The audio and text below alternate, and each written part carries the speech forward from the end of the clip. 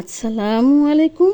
আজকে আপনাদের আমি দেখাবো বাসায় খুব সহজেই কিভাবে দই বসিয়ে ফেলবেন, খুব সহজ পদ্ধতিতে, মানে এত ইজি আপনারা কল্পনাও করতে পারবেন না। তো প্রথমে আমি একটা পাতিলে 1 লিটার দুধ নিয়েছি। দুধ নিয়ে খুব আস্তে হেঁটে এটা জাল দিয়ে দিয়ে গাঢ় করে নিচ্ছি। আমি এটাকে 1 লিটার দুধকে হাফ লিটার বানিয়ে নিয়েছি। নেওয়ার পর এটা যখন এরকম গাঢ় হয়ে গেছে তখন আমি এটাকে একটু ঠান্ডা করতে দিয়েছি। যখন দেখবেন আপনার আঙুলটা অনেকক্ষণ ধরে রাখতে পারতেছেন, ঠিক এই পর্যায়ে আপনি এর মধ্যে একটু বেসন দিয়ে দিবেন। বেসন মানে হচ্ছে আগেকার একটু দই, মানে দই এমনি ফ্রেশ দই একটু সুন্দর করে মিলাই নিয়ে তারপর এর মধ্যে দিয়ে দিবেন। অনেকে বলে আলাদা পাত্র দিতে হবে, কোনো কিছু দরকার নেই, আপনি এই পাতিলেই মিলাই দিতে পারবেন। এ দেখেন আমি কী সুন্দর করে মিলাই নিচ্ছি, কিন্তু খুব সুন্দর করে আলতো হাতে মিলাই নিতে হবে একদম সম্পূর্ণ দুধের সাথে। তারপর আমি এইভাবে একটা প্লাস্টিকের কন্টেনারে এখন সেই দই মিলানো দুধগুলা দিয়ে দিচ্ছি। দিয়ে এই যে ঢাকনা লাগাই দিচ্ছি।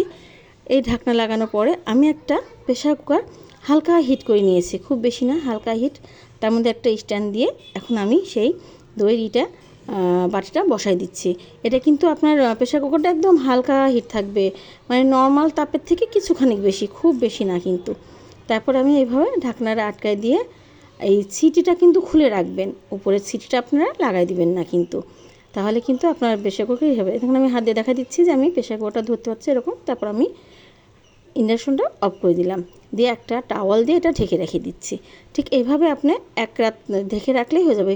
আপনি এভাবে রাখলে আপনার 4 থেকে 5 ঘন্টা কি 6 ঘন্টার মধ্যেও আপনার দই বসে যায়।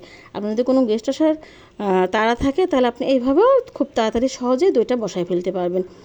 সারা রাতেরও রাখার দরকার হয় না তখন।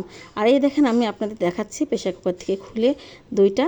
আপনারা এখন দেখেন দইটা কি সুন্দর জমে গিয়েছে, একদম পারফেক্ট, মানে কোনো ইয়ে নাই, একদম শক্ত হয়ে জমে গেছে।